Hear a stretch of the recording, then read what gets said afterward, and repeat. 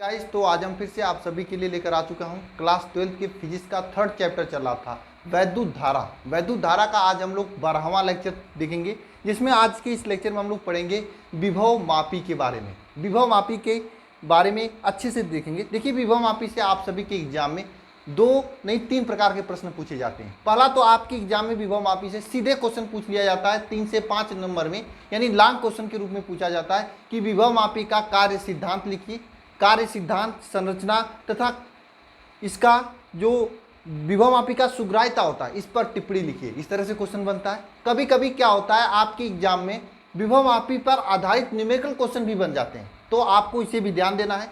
Third जो question बनता है यह आपके एग्जाम में नहीं बनता है, यह आपके प्रैक्टिकल एग्जाम में बनता है, क्योंकि विभव मापी आपके प्रैक्टिकल के सिलेबस का है और आपको अपने कॉलेजों में जब भी कॉलेज खुलेंगे वगैरह तब आपको वहाँ पे प्रैक्टिकल करने को मिलेगा। ठीक है, तो यानी यहाँ से आपका प्रैक्टिकल एग्जाम भी एक तैयार होगा और विभव मापी पर ही आधारित क्वेश्चन आपके एग्जाम में जो आते हैं इंटरव्यू लेने के लिए, वाइवा लेने के लिए टीचर, वो क्वेश्चन पूछते हैं कि विभव मापी का कार्य सिद्धांत बताइए या विभव मापी से क्या क्या कर सकते हैं। इस प्रकार से क्वेश्चंस बनते हैं। तो मेरा पूरा फोकस रहेगा कि तीनों जितना भी, या तो आपके एग्जाम में लॉन्ग क्वेश्चन बने या फिर न्यूमेरिकल क्वेश्चन बने या फिर इंटरव्यू वाले जो सर आते हैं जो क्वेश्चन पूछते हैं, तीनों के तीनों प्रश्न जो कुछ भी यहाँ से बनता है सभी आपको तैयार करा दिया जाए। ठीक है, तो आज का ये लेक्चर आप सभी के लिए काफ़ी इंपॉर्टेंट होने वाला है। तो गाइस चलिए लेक्चर को स्टार्ट करते हैं। स्टार्ट करने से पहले गाइस मैं आप सभी लोगों को बता दूं, मैं प्रत्येक क्लास का PDF नोट्स यानी क्लास नोट्स देता हूं आपको। यह नोट्स आपको टेलीग्राम चैनल पर प्राप्त हो जाता है। टेलीग्राम चैनल का लिंक नीचे डिस्क्रिप्शन में, सभी लोग जाकर डाउनलोड करके टेलीग्राम, या फिर टेलीग्राम अगर आप चलाते हो तो अल्फा इंस्टीट्यूट के टेलीग्राम चैनल में ज्वाइन हो जाइए। वहाँ पर आपको पहले के भी PDF प्राप्त हो जाएंगे और साथ में जो अब PDF मैं वहाँ पे अपलोड करूँगा वो भी प्राप्त हो जाएंगे। साथ साथ में गाइस, अगर आप चाहते हो कि जुड़कर अल्फा इंस्टीट्यूट के साथ में असाइनमेंट टेस्ट, PDF नोट्स और जो PYQ क्वेश्चंस होते हैं और DPP, ये सभी चीज़ें आप लगाना चाहते हो जिससे आपकी तैयारी बेहतरीन हो जाए, तो आप सभी लोग इस कुलाम बैच में ज्वाइन हो जाइए। कुलाम बैच 100% आप सभी के लिए फ्री में है। यह आपको अल्फा इंस्टीट्यूट के ऐप पर देखने को मिलेगा, यानी अल्फा इंस्टीट्यूट के एप्लीकेशन पर देखने को मिलेगा। आपको कैसे ज्वाइन होना है, नीचे वीडियो के डिस्क्रिप्शन में एक वीडियो दिया हूं जिसमें मैं बताऊं कैसे कैसे करके आप कुलाम बैच में ज्वाइन हो सकते हैं। आप उसी वीडियो को देख लीजिए, जैसे जैसे वहां पर स्टेप बताएं कर लीजिए, आप इजीली ज्वाइन हो जाएंगे। फिर भी अगर नहीं ज्वाइन हो पाते हैं तो यह नंबर है 930 577 1375। इस नंबर पर आपको कॉल नहीं करना है, इस नंबर पर आपको टेलीग्राम करना है लिखकर कि सर मुझे कुलाम बैच में ज्वाइन होना है। व्हाट्सएप भी मत करना, क्योंकि व्हाट्सएप ने इस नंबर को बैन कर दिया है। आपका कोई भी मैसेज मेरे पास नहीं आता है, क्योंकि अधिक से अधिक मैसेज आ रहे थे, डेली हजारों मैसेज डेली आ रहे थे, इसलिए व्हाट्सएप ने इसे बैन कर दिया है। ठीक है, अब 30-40 दिन लगेंगे इसको खोलने में। तो आपको करना क्या है, टेलीग्राम करना, सर मुझे इसमें ज्वाइन होना, आपको वहाँ पे टेक्निकल हेल्प दे दी जाएंगे। ठीक है, तो चलिए लेक्चर को स्टार्ट करते हैं। और जो भी स्टूडेंट डेली क्लास में प्रेजेंट हो रहे हैं और डेडिकेशन के साथ में पढ़ाई कर रहे हैं, सभी लोग पहले प्रेजेंट सर लिखे प्रेजेंट सर, और साथ में डेली मेहनत के साथ में आप सभी लोग पढ़ाई करते रहिए। ठीक है, हेडिंग करिए विभव मापी। क्या हेडिंग करना आपको, विभव मापी। विभव मापी क्या होता है, विभव मापी। विभव मापी क्या होता है, देखिए विभव मापी एक प्रकार का उपकरण है जो सेल के विद्युत वाहक बल को ज्ञात करता है या फिर सेल के विभवांतर को ज्ञात करता है। यानी कि सेल का क्या करता है, विद्युत वाहक बल या फिर विद्युत सेल के परिपथ में किन्हीं दो बिंदुओं के मध्य विभवांतर को ज्ञात करता है। यानी विभव मापी एक उपकरण है जो कि सेल के विद्युत वाहक बल, क्या विद्युत वाहक बल, विद्युत वाहक बल या फिर सेल का जो है, सेल का दो बिंदुओं के मध्य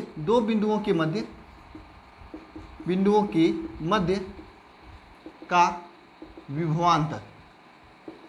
विभवांतर ज्ञात करता है या ज्ञात किया जाता है। बात समझ में आया आप लोगों को। देखिए ये क्या होता है, विभव मापी क्या होता है। विभव मापी एक प्रकार का युक्ति होता है, उपकरण होता है, जिसकी सहायता से हम लोग क्या करते हैं, किन्हीं भी सेल का EMF यानी विद्युत वाहक बल या फिर किन्हीं दो बिंदुओं के मध्य का विभवांतर हम ज्ञात कर सकते हैं। किसकी सहायता से, विभव मापी की सहायता से। तो विभव मापी का डेफिनेशन क्या लिखेंगे, परिचय क्या लिखेंगे विभव मापी का। देखिए हम लोग इसे 3 पार्ट में पढ़ेंगे। सबसे पहले विभव मापी का परिचय लिखेंगे, परिचय, फिर उसका हम लोग उपयोग लिखेंगे, फिर रचना लिखेंगे, फिर सिद्धांत लिखेंगे, फिर कार्यविधि लिखेंगे। विधि, कार्य विधि लिखेंगे। ठीक है, इन 4-5 टॉपिक्स में हम लोग विभवमापी को पढ़ने वाले हैं। अगर आप समझ लेते हो इन सभी टॉपिक्स को तो कोई भी क्वेश्चन आपके एग्जाम में आए। साथ साथ में हाँ, विभवमापी का सुग्राह्यता भी लिखना है, ये भी आपके एग्जाम में पूछना है। इन 5-6 टॉपिक के बारे में हम लोग विभवमापी में पढ़ेंगे। ठीक है, तो चलिए सबसे पहले हम विभवमापी का परिचय लिखते हैं। परिचय में क्या लिखेंगे? देखिए, विभवमापी एक ऐसा युक्ति है, ऐसा उपकरण है जिसकी सहायता से हम लोग किसी भी सेल का विद्युतवाहक बल या किन्हीं सेल के 2 बिंदुओं के मध्य का विभवांतर ज्ञात करते हैं। यह विभवमापी का कंसेप्ट है, यह विभवमापी का आपका डिफिनेशन है। तो विभवमापी का डिफिनेशन लिखिएगा सभी लोग, मैं बोल रहा हूं साथ साथ में लिख रहा हूं। विभवमापी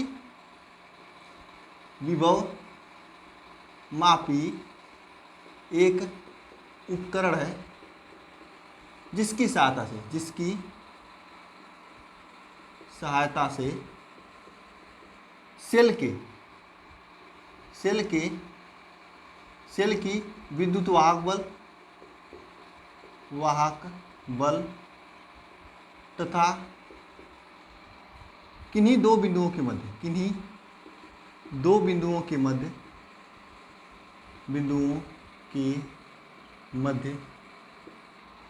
का विद्युत का विभवांतर ज्ञात करते हैं। तो विभवमापी के बारे में आप सभी लोग लिए। परिचय आपने लिखा कि विभवमापी क्या होता है? विभवमापी एक उपकरण होता है जिसकी सहायता से किसी भी सेल का विद्युत वाहक बल या फिर किन्हीं 2 बिंदुओं के मध्य का विभवांतर ज्ञात करते हैं। किन्हीं 2 बिंदुओं के मध्य का विभवांतर ज्ञात करते हैं। ये विभवमापी का डिफिनेशन हुआ। चलिए ठीक है, ये विभवमापी का डिफिनेशन हुआ कि विभवमापी क्या होता है। विभवमापी एक प्रकार का उपकरण है। क्या? एक प्रकार का उपकरण है जिसकी सहायता से हम लोग किसी भी सेल का विद्युत वाहक बल या किन्हीं 2 बिंदुओं के मध्य का विभवांतर ज्ञात कर दें। सभी लोग एक बार फटाफट इसे कमेंट बॉक्स में कमेंट कर दीजिए। हेडिंग करिएगा विभवमापी का उपयोग कहाँ कहाँ पर किया जाता है। उपयोग कहाँ कहाँ पे किया जाता है? सबसे पहला उपयोग क्या है? सबसे पहला क्या उपयोग है? सेल का ईएमएफ यानी विद्युत वाहक बल, ईएमएफ करें। देखिए, सेल का विद्युत वाहक बल ज्ञात करने में पहला है। ठीक है, दूसरा है सेल का विभवांतर ज्ञात करने में। सेल के 2 बिंदु के मध्य का विभवांतर ज्ञात करने में। ठीक है, ज्ञात करने में। तीसरा क्या है? देखिए, सेल के विद्युत वाहक बल ज्ञात करते हैं, सेल का 2 बिंदुओं के मध्य का विभवांतर ज्ञात करते हैं विभवमापी की सहायता से। साथ साथ में तीसरा क्या है? किन्हीं 2 सेलों के विद्युत वाहक बलों की तुलना भी करते हैं। देखिए, मान लीजिए आपका एक यह सेल है, यह आपका सेल है, यह आपका एक सेल है, यह आपका सेल है। ठीक है, यह आपका सेल है E1 जिसका विद्युत वाहक बल E1 है। दूसरा सेल आपका ये है जिसका विद्युत वाहक बल क्या है? E2 है। इसके विद्युत वाहक बलों के मध्य हम इसके विद्युत वाहक बलों का तुलना भी करते हैं विभवमापी के साथ। किन्हीं 2 सेलों के विद्युत वाहक बलों का तुलना करते हैं। तीसरा इसका उपयोग लिखिएगा, किन्हीं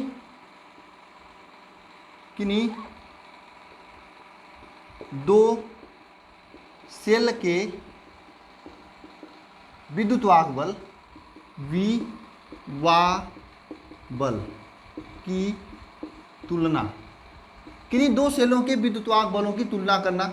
चौथा इसका उपयोग क्या होता है? देखिए, पहला उपयोग क्या है? विद्युत वाहक बल ज्ञात करना। दूसरा उपयोग क्या है? विभवांतर ज्ञात करना। तीसरा क्या है? किन्हीं 2 सेल है इनके विद्युत वाहक बल की तुलना कर देना।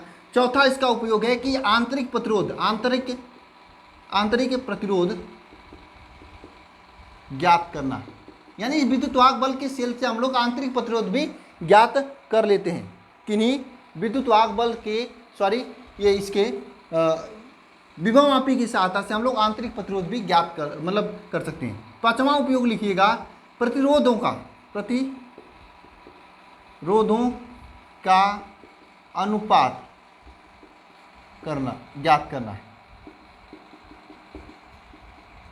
प्रतिरोधों के जो अनुपात है उसे ज्ञात करते हैं। ठीक है, देखिए 5 उपयोग हमारे सामने है। पहला उपयोग क्या है? किन्हीं दो सेलों का विद्युत वाहक बल ज्ञात करते हैं। किसकी सहायता से? विभवमापी की सहायता से। सेलों के 2 बिंदुओं के मध्य का विभवांतर ज्ञात करते हैं। किसकी सहायता से? विभवमापी की सहायता से। किन्हीं 2 सेलों के विद्युत वाहक बल की तुलना भी करते हैं विभवमापी की सहायता से। तीसरा क्या है? आंतरिक प्रतिरोध ज्ञात करते हैं। किसकी सहायता से? किसकी सहायता से? विभव मापी की सहायता से। दो प्रतिरोधों का तुलना भी करते हैं किसकी सहायता से? विभव मापी की सहायता से। देखो कुछ भी पढ़ो, पूरा पढ़ो, ये मेरा सिद्धांत है। 2 लेक्चर ज़्यादा लगेंगे, थोड़ा लेट पढ़ोगे, आखिर तेजी से पढ़कर क्या करोगे जब आप क्वेश्चन ही नहीं कर पाओगे। खा कोई इस तरह से बताया होगा आपको, आपके एग्जाम में क्वेश्चन बनता है 5 उपयोग लिखिए, 2 उपयोग लिखिए विभव मापी के, नहीं लिख पाओगे, सरेंडर हो जाओगे। उपयोग लिखना आना चाहिए। साथ में अगर आपको ये पता है कि विभव मापी की सहायता से आंतरिक प्रतिरोध ज्ञात करते हैं, अगर आपके सामने कोई क्वेश्चन आया तो आप कर ले जाओगे, क्योंकि आंतरिक प्रतिरोध विभव मापी की सहायता से ज्ञात करते हैं। तो किस प्रकार से ज्ञात करते हैं ये भी मैं आपको अभी आगे बताऊंगा, तो आपको बेनिफिट होगी। ठीक है, इसलिए मैं कहता हूँ अच्छे टीचर्स को चॉइस करो और पढ़ाई उसी से करो। ठीक है, चलिए ठीक है, आगे आप लोग हेडिंग करिएगा।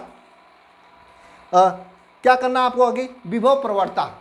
विभव प्रवणता वैसे तो मैं आपको बताया हूं, जरा कमेंट बॉक्स में कमेंट करिएगा विभव प्रवणता किसे कहते हैं। कमेंट करना सभी लोग, तो सभी लोग कमेंट करना विभव प्रवणता, कमेंट बॉक्स में कमेंट। क्या? विभव प्रवणता। आगे हेडिंग करना आपको, ये आपको जानना जरूरी है, क्योंकि विभव प्रवणता के ही कंसेप्ट पर पूरा विभव मापी चलता है। विभव प्रवणता, क्या विभव प्रवणता किसे कहते हैं? किसे कहते हैं विभव प्रवणता? देखिए क्या होता है, विभव मापी के तार में एकांक लंबाई की में हुई विभव के पतन को क्या कहते हैं? विभव प्रवणता कहते हैं। विभव मापी के तार में, विभव मापी के तार की एकांक लंबाई में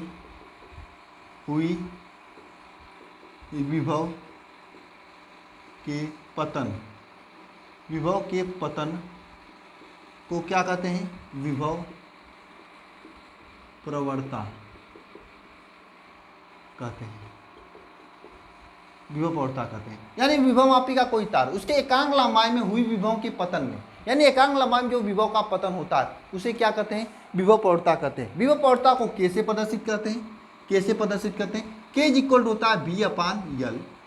इसको हम लोग कभी कभी कहते हैं E/L भी, जो भी आप लिख लो। ठीक है, ये होता है। इसका मतलब क्या होता है? वोल्ट प्रति मीटर होता है। ठीक है, तो 3 चीजें। विभव प्रवणता किसे कहते हैं? विभव मापी का जो तार है उसके एकांक लंबाई में जो विभव का पतन होता है उसे क्या कहते हैं? विभव प्रवणता कहते हैं। देखिए विभव प्रवणता जो होता है भिन्न भिन्न तारों के लिए, जैसे मान लीजिए एल्यूमिनियम का तार है तो एल्यूमिनियम के लिए विभव प्रवणता का मान समान होगा। 2 एल्यूमिनियम का तार ले लीजिए, उसका विभव का प्रवणता मान समान होता है। अगर कोई आप ठोस ले, मतलब कोई आप लोहे का तार ले लीजिए तो लोहे के तार के लिए भी विभव प्रवणता का मान समान होता है। मतलब हमारे कहने का मतलब यह है कि लोहे का तार ले लीजिए, उसकी लंबाई चाहे 1 मीटर हो चाहे 50 मीटर हो, सबकी विभव प्रवणता समान होती है। सबकी विभव प्रवणता समान होती है। ठीक है, अब सभी लोग हेडिंग करना, रचना किसका? विभव मापी की रचना। हेडिंग क्या करना है आपको? विभव मापी की रचना। उसके बाद सिद्धांत लिखाएंगे। ठीक है, उसके बाद कार्यविधि लिखाएंगे। हेडिंग क्या करना है? विभव मापी की रचना।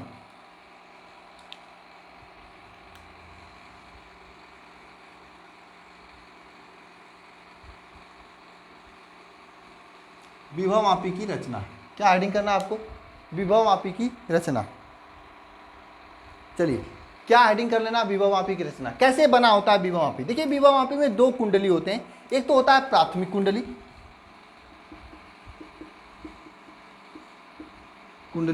प्राथमिक परिपथ।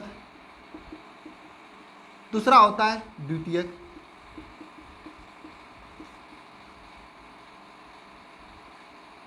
परिपथ। यानी एक परिपथ होता है प्राथमिक परिपथ, दूसरा होता है क्या? द्वितीयक परिपथ। 2 परिपथ होते हैं, एक प्राथमिक परिपथ, दूसरा द्वितीयक परिपथ। बात करते हैं कैसे स्टार्ट होता है, किस तरह से बना होता है। मैं यहाँ पे बनाने जा रहा हूँ। देखिए प्राथमिक परिपथ में क्या होता है? एक सेल जुड़ा होता है, सेल से करीब 10 मीटर लंबा तार जुड़ा होता है। सर कितने मीटर लंबा तार जुड़ा होता है? 10 मीटर लंबा तार। पिछले क्लास में हम लोग पढ़े थे मीटर सेतु के बारे में, जिसमें तो केवल 1 मीटर लंबा तार था, लेकिन यहाँ पे 10 मीटर, कम से कम 8 से 10 मीटर लंबा तार होता है। सर लेकिन ये 8 से 10 मीटर लंबा तार जुड़ता कैसे है? अगर यहाँ से वहाँ लेकर जाना हुआ तो क्या इसको हम लोग पिकअप वगैरह पे लेकर जाएंगे या माल ढोने वाली जो मालगाड़ी, क्या रेलगाड़ी मालगाड़ी जो होता है उस पर ले जाएंगे? ये प्रश्न तो आप लोगों का आता होगा। मैं बता रहा हूँ किस तरह से ये जुड़ा होता है, बात समझना सभी लोग। सबसे पहले मैं उसका सर्किट बना रहा हूँ 1 मीटर लंबा तार मानकर। ठीक है, उसको आगे मैं बता दूंगा किस तरह से 10 मीटर तार जुड़े होते हैं। ठीक है, देखिए इसमें क्या होता है। सबसे पहले आप सभी के सामने क्या होता है, ध्यानपूर्वक समझ लीजिएगा सभी लोग। विभव मापी में जो तार होता है, विभवमापी का जो तार होता है, तार वह उसी का लेते हैं जिसका हमने वहाँ पर मीटर सेतु में लिया था। किसका तार मीटर सेतु में लिए थे सर? लिए थे हम लोग कांस्टेंट और मैग्नीन का तार, कांस्टेंट और मैग्नीन का तार, ठीक है, कांस्टेंट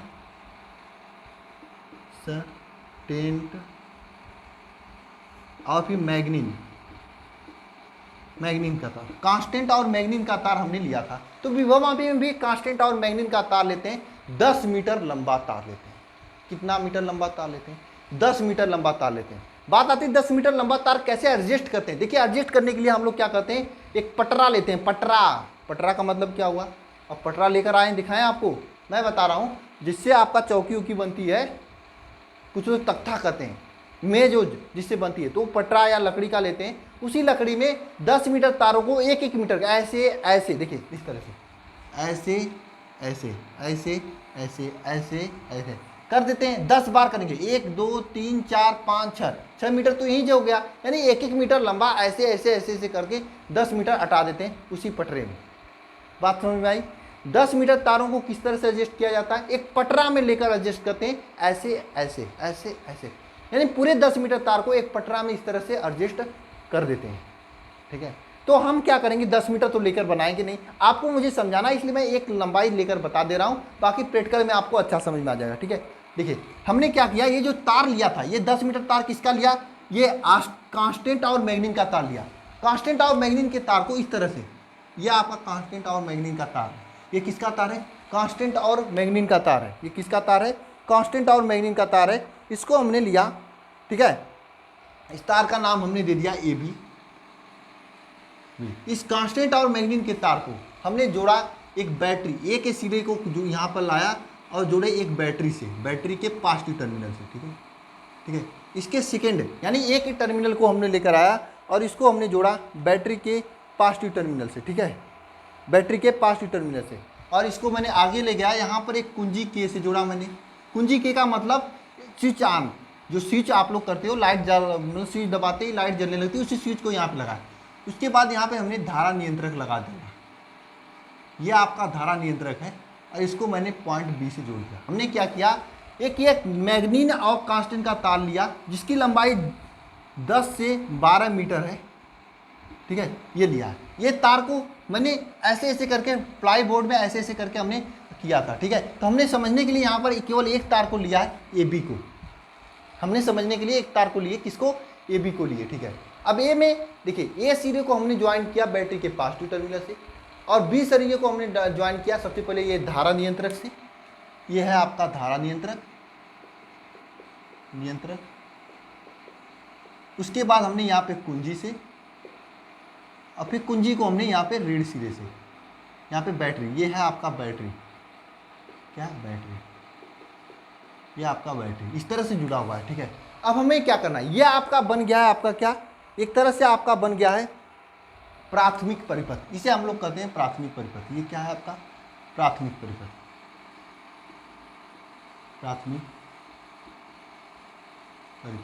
प्राथमिक परिपथ में क्या क्या है, हमने एक 10 मीटर लंबा तार लिया AB को, जो कि बना है आपका कांस्टेंट और मैग्नीन से। A को हमने बैटरी के धन सिरे से, B को हमने किससे जोड़ा? धारा नियंत्रक से, फिर यहाँ पे जोड़ा हमने कुंजी से और माइनस सिरे से। इतना किया हमने। इस पॉइंट को आपको अपने से लिखना है, मैं इसका PDF दे दूंगा, लिखवाने लगूंगा तो लंबी क्लास हो जाएगी, कोई मतलब नहीं निकलेगा। और ये जो परिपथ बना है, इस परिपथ को क्या कहते हैं हम लोग?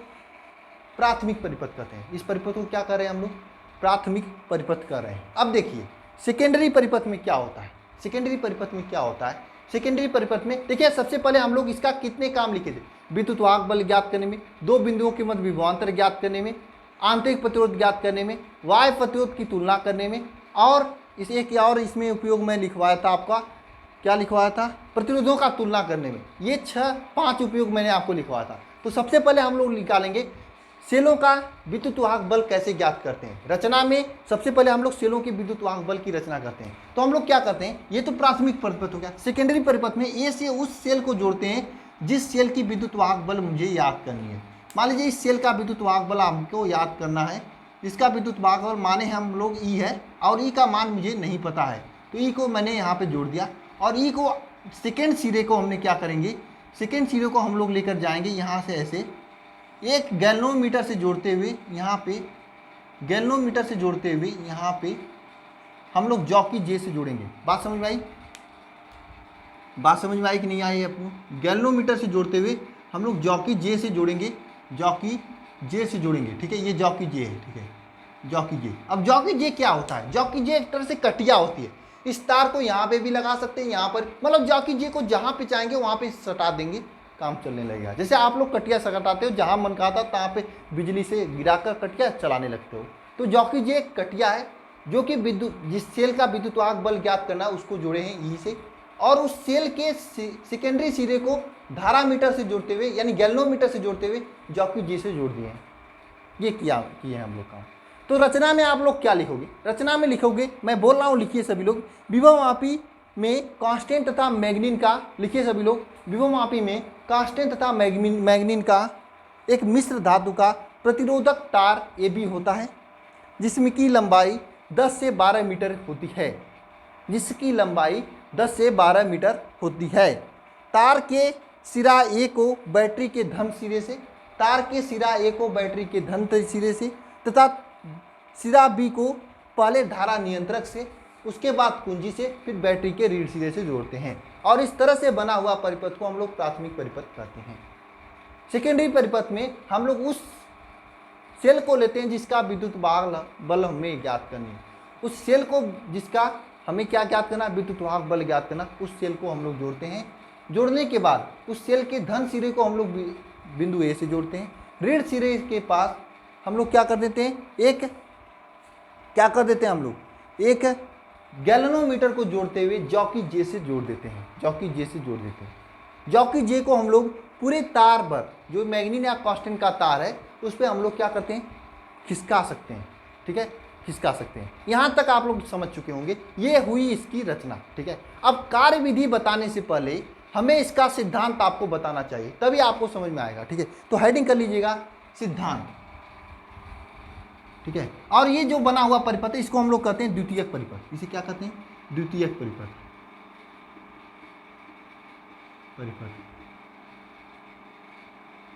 द्वितीयक परिपथ, इसे क्या कहते हैं, द्वितीयक परिपथ कहते हैं। चलिए अब आप लोग हेडिंग करेंगे सिद्धांत। किस सिद्धांत पर ये पूरा काम करता है?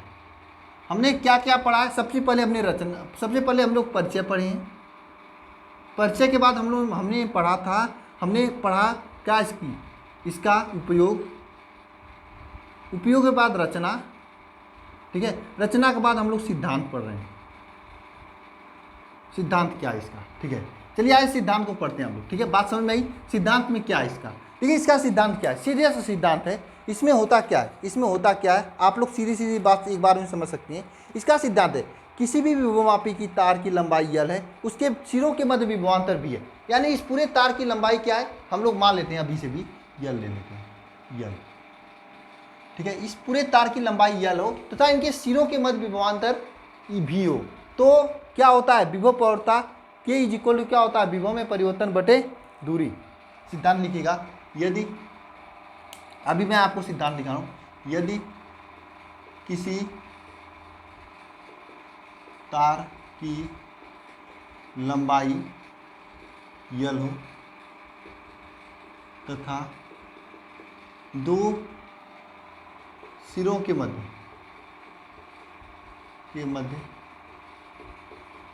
विभवांतर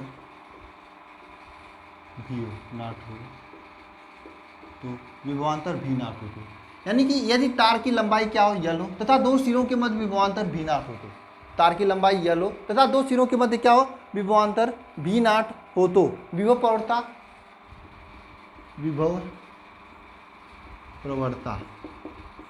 इक्वल क्या होता है, विभव परिवर्तन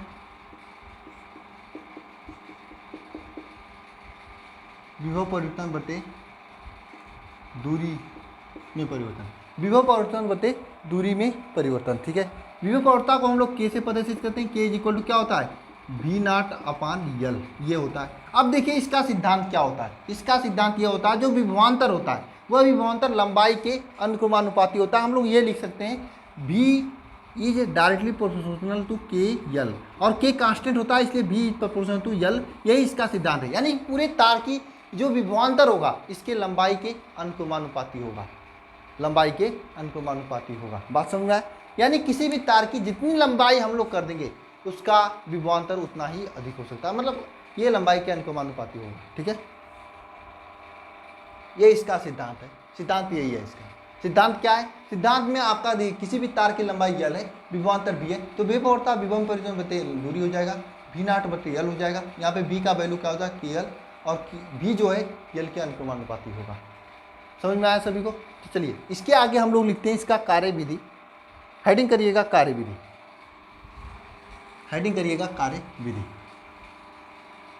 आप इस सिद्धांत को याद रखना, सिद्धांत को याद रखना। ठीक है, कि सिद्धांत में क्या होता है? विभव प्रवणता, विभव जो है उसके लंबाई के अनुक्रमानुपाती होता है, यानी v इज इक्वल टू के एल, यही सिद्धांत होता है इसका, यही सिद्धांत होता है। v इज इक्वल टू के एल होता है इसका, यही सिद्धांत होता है। ठीक है, अब देखिए नेक्स्ट है आपका कार्य विधि।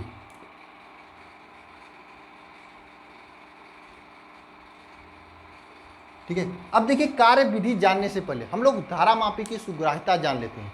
धारामापी की सुग्राह्यता किसे कहते हैं, क्या होता है धारामापी की सुग्राह्यता, इसे जान लेते हैं। हेडिंग कर लीजिएगा धारामापी का सुग्राह्यता, सॉरी विभवमापी का सुग्राह्यता, मापी का सुग्राह्यता। विभवमापी का सुग्राह्यता क्या होता है? विभवमापी का जो सुग्राह्यता होता है इसको हम लोग रो से प्रदर्शित करते हैं। सुग्राह्यता को रो से, सुग्राह्यता को रो से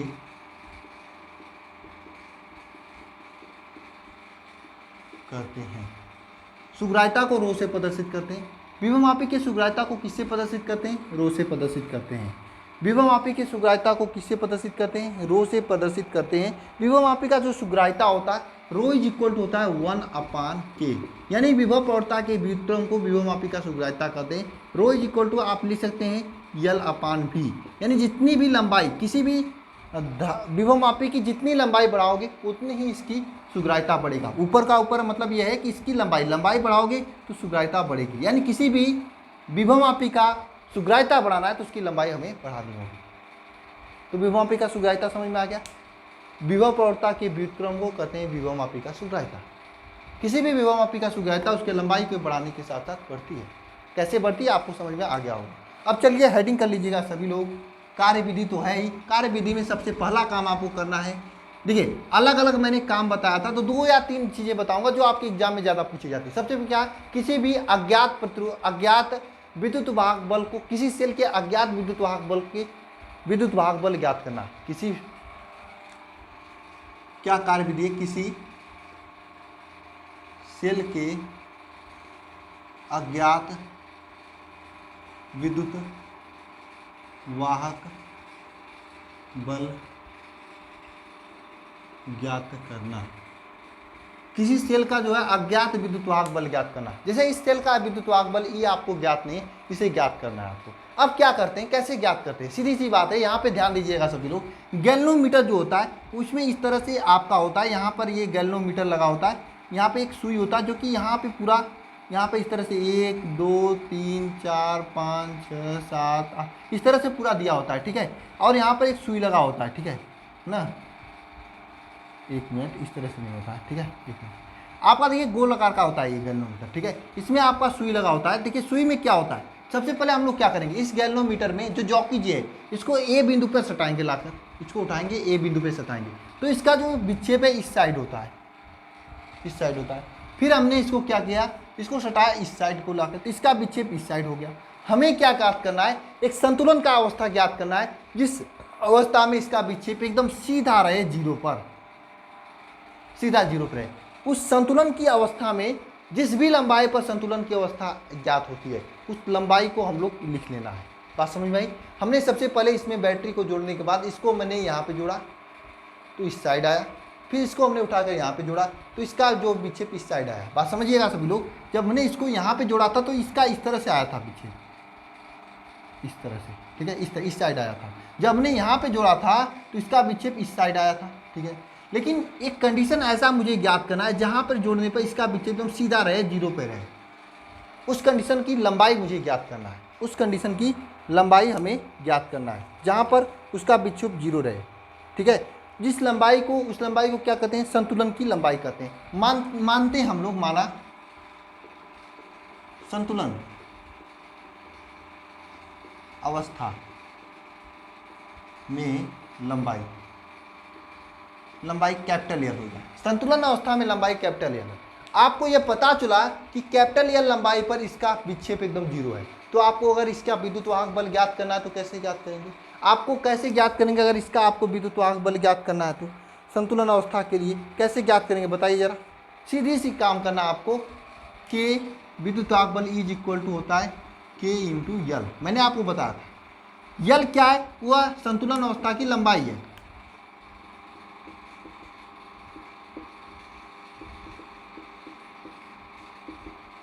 लंबाई यल है, और के क्या है, विभव प्रवणता। विभव प्रवणता है, बात समझ आए। विद्युत वाहक बल इज इक्वल टू के एल होता है। यल आपकी संतुलन अवस्था में लंबाई, और के क्या है, विभव प्रवणता है। इस तरह से विभव प्रवणता हम लोग ज्ञात करते हैं, इस तरह से ज्ञात करते हैं। बात समझ में आई? इस तरह से हम लोग क्या करते हैं, ज्ञात करते हैं विभव प्रवणता।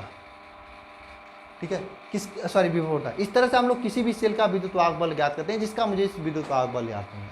अगर मान लीजिए आपको किन्हीं दो सेलों के मध्य विद्युत वाहक बलों का अनुपात आपसे पूछ ले तो क्या करेंगे, कैसे ज्ञात करेंगे, कैसे ज्ञात करेंगे? अब देखिए आपको इसके लिए क्या करना पड़ेगा, दो सेल लेना पड़ेगा जिसके विद्युत वाहक बलों का अनुपात आपको ज्ञात करना है कि किसका कितने अनुपात में है। तो एक सेल आप मान लीजिए यह E1 है, दूसरा सेल यहाँ पे जोड़ दीजिए जिसका आप मान लीजिए क्या है, E2 है। दूसरा सेल एक E2 मान लीजिए, और दोनों के मध्य आप एक कुंजी की जोड़ दीजिए। E1 में आप K1 कुंजी जोड़ दीजिए, E2 में आप जोड़िए K2 कुंजी। इस जोड़कर आप यहाँ पे जोड़ दीजिए। अब आपको E2 और E1 के मध्य का अनुपात ज्ञात करना है, E1 और E2 के मध्य की तुलना करनी है। ठीक है, आपको यह किन्हीं सेल के विद्युत वाहक बल का तुलना, सेकेंड आपको लिखना है, किसी सेल के विद्युत वाहक बलों का तुलना। सेल के विद्युत वाहक बलों के किन्हीं दो सेलों के विद्युत वाहक बलों का तुलना करते हैं। कैसे ज्ञात करते हैं तुलना, किस तरह से होता है, ध्यान पूर्वक सुनना सभी लोग। सबसे पहले हम लोग E1 बैटरी को लेंगे और K कुंजी को टिपेंगे, यानी E1 बैटरी को लेंगे, K कुंजी को टिपेंगे और इसको जो जॉकी जे इसको आगे पीछे करके यह देखेंगे। सबसे पहले हम लोग यहाँ पर A पे रखेंगे तो इसका विक्षेप इस साइड आएगा ऐसे। जब हम लोग इसको B पे रखेंगे तो इसका विक्षेप इस साइड आएगा, लेकिन हमें तो चाहिए 0 यहाँ पे ऐसे। तो इसको हम लोग जगह खोजेंगे जहाँ पे 0 आ जाएगा उसकी लंबाई देख लेंगे, तो वहाँ पर E1 का जो विद्युत वाहक बल हो जाएगा, E1 इज इक्वल टू क्या हो जाएगा, KL1। ठीक है, ये हो जाएगा। ठीक है, इसी तरह से हम लोग E2 के साथ में करेंगे। E2 को अब K1 को बंद कर देंगे, K2 को खोलेंगे। K1 को बंद करेंगे तो E1 की जो बैटरी है नहीं जाएगी, K2 को खोलेंगे तो केवल K2 की बैटरी जाएगी, और इसको आगे पीछे करके हम लोग देखेंगे कि संतुलन की अवस्था कहाँ पे आती है। मान लीजिए L2 लंबाई पर संतुलन की अवस्था आ जाती है तो E2 इज इक्वल टू क्या हो जाएगा, KL2। अब हमें क्या करना है, इसको समीकरण नंबर 1 मानना है, इसको समीकरण number 2, E1 upon E2 is equal to L1 upon L2। ये आपका एक संतुलन की अवस्था में किन्हीं दो सेलों के विद्युत वाहक बलों का तुलना करने का सूत्र है। इससे किन्हीं दो सेलों के विद्युत वाहक बलों का हम लोग क्या कर सकते हैं, तुलना कर सकते हैं। अब किसी सेल का जो किसी भी प्राथमिक सेल का, देखिए ये आपका द्वितीयक सेल यानी द्वितीयक परिपथ के परिपथों की बात हो रही थी। अब ये जो सेल यहाँ पे लगा हुआ है, प्राथमिक सेल का आंतरिक प्रतिरोध ज्ञात करना है तो कौन सा फार्मूला लगाएंगे, मैं बता रहा हूँ, फार्मूला बता दे रहा हूँ, न्यूमेरिकल क्वेश्चन कर ले जाओगे, नहीं पूछता नहीं है। देखना आपको मालूम है आंतरिक प्रतिरोध small r is equal to क्या होता है, मैंने आपको बताया था आंतरिक प्रतिरोध small r is equal to होता है कैपिटल R अंदर होता है E/B-1, ये होता है small r is equal to. लेकिन आपको किसी भी दो सेलों का अगर आपको आंतरिक प्रतिरोध ज्ञात करना है, इसका आंतरिक प्रतिरोध ज्ञात करना है तो क्या करना, R is equal to capital R L1 upon L2 कर देना -1। L1 अपान L2 का मान रखकर आप इजीली इसका आंतरिक प्रतिरोध ज्ञात कर सकते हैं, किसी भी सेल का आंतरिक प्रतिरोध ज्ञात कर सकते हैं। तो इस तरह से आपका पूरा विभवमापी हुआ। विभवमापी का हमने सुग्राह्यता भी पढ़ लिया, विभवमापी का आंतरिक प्रतिरोध, विभवमापी का दो विद्युत वाहक बलों का तुलना भी हमने देख लिया, सिद्धांत भी देख लिया हमने। सिद्धांत के साथ साथ में इसका उपयोग भी देख लिया, रचना भी देख लिया, और साथ में इसका परिचय भी हम लोग कर लिया। तो बोलिए आप सभी लोग कमेंट बॉक्स में कमेंट करके जरूर बताइएगा आप लोगों को समझ में आया कि नहीं आया। अगर नहीं समझ में आया तो बताइएगा, हम अगली बार आपको अच्छे से और समझाने की कोशिश करेंगे नेक्स्ट वीडियो बनाकर। ठीक है, तो मिलते हैं नेक्स्ट वीडियो में। धन्यवाद आप सभी को। और हाँ, इसका PDF सभी लोग डाउनलोड करके जरूर पढ़ लीजिएगा। विवो मापी वाला PDF सभी लोग जरूर पढ़िएगा। ठीक है, चलिए।